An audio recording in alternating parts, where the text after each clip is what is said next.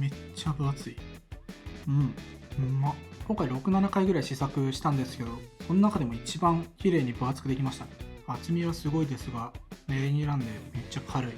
で、今回ポイントはもう焼くところです。米粉のスフレパンケーキ低カロリーで作るっていうのを2年前かなやってて、でおまけとしてフライパンでもやってみようと思ってフライパンでやったらすごい焦げてというか火が入りすぎてとてつもないことになったんですけど、それのリベンジということで基本的な材料はあんまり変えずに、でも細かいところを変えてメレンゲ作る時にレモン汁入れてさらに強くしようってやってたのを、今回砂糖使うんで、なしで全然いいかなと思って入れずにやったりとか、ベーキングパウダーの量を前回の量と合わせた時に 2g にするんですけど、なんか 2g にするとなんか膨らみすぎるというか、生地自体が結構なんかね弱まるというかボロッとした感じになるというかね、なんか影響があったのか分かんないですけど、であと米粉の量めっちゃ増やしてとかでできたのが今回です。でやっぱフライパンで焼くってなると温度が一定じゃなくて、火をつけ続けてる限りどんどんフライパンの温度上がっていっちゃ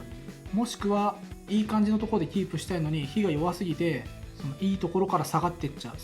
というか、低いところでキープされちゃうっていうことがあるんで、生地を入れる前のフライパンの温度が結構重要で、ちゃんとフライパン温めとかないといけないんですけど、温めすぎると焦げるんですよね。でこれちょっと温度何度とかってむずいなと思って、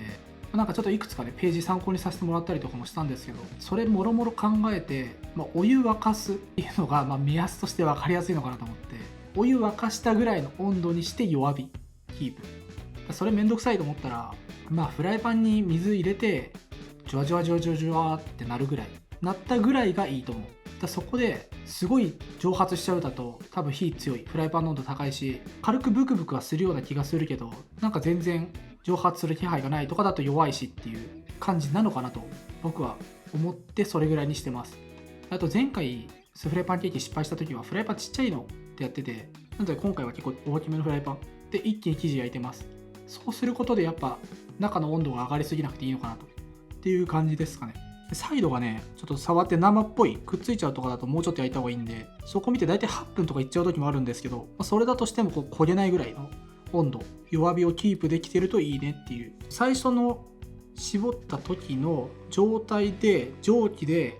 固めたいんですよね最初に。なんですけど弱すぎると全然固まんなくて、全部生のまま時間だけが経過してどんどんダラーっと垂れてっちゃう。これが多分失敗しやすい原因だなって思って、僕が最初に2回ぐらいかなやっちゃった失敗なんですけど、ひっくり返したいタイミングだけど全然生みたいな、それが良くないんで、最初の絞り出しとか乗せるで1回目に焼くっていう時は蒸気で表面を固めていくみたいなイメージを持っておくといいかも。でフライ返しを入れた時にフルフルっと震えるけどドロドロっと崩れないぐらいに固めておきたいんですよ。なので弱火ですけど弱すぎないぐらいがいいと思う。お湯も2分半から3分ぐらいで1回入れてるんですけど、それも後半ではねなくてもいけるなって思ったんですよね。で一番最後の試作をした時はそれやんなくて、最初に水入れて5分6分焼き切るっていう状態でもやって、それでも良かったんで、